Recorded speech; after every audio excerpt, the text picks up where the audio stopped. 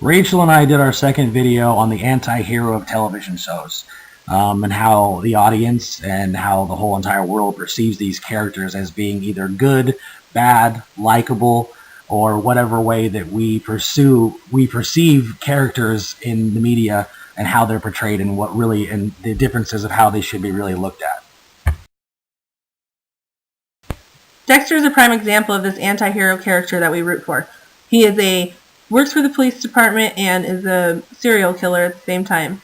He murders people who have committed crimes in the past. So as an audience, we relate to him and think that it is okay for him to be a serial killer because the people that he's killing are evil. There have even been real-life situations where people have said that they were mimicking Dexter in murders. As audiences, this may seem to be okay, but in all actuality, Dexter is a psychopathic serial killer, but we think it's okay because he's killing bad people. Anthony Soprano from the HBO groundbreaking series The Sopranos is another prime example of the anti-hero character, perhaps maybe the best example. A volatile, vicious gangster, head of a criminal organization involving prostitution, drugs, murder, gambling. And while we see this in him, we see Tony in this light throughout every episode of almost the entire series, it's also evenly balanced with him as a family man, which portrays him in a much different light, I think, to the audience all around the country.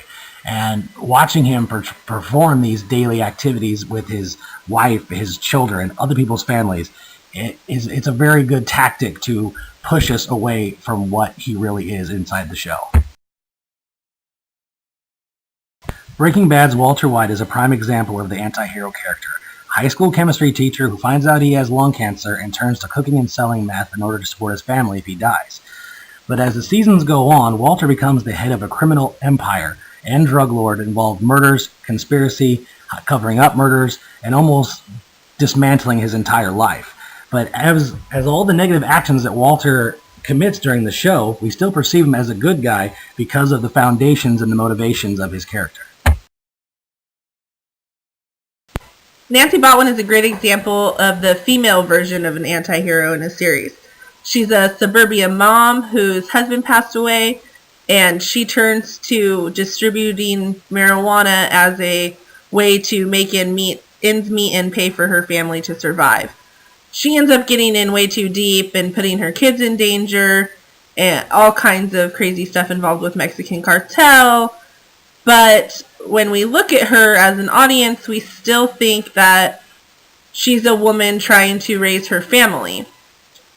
All of these are examples of ways that we portray characters within a film or in a TV series that we would otherwise not root for if it was in real life.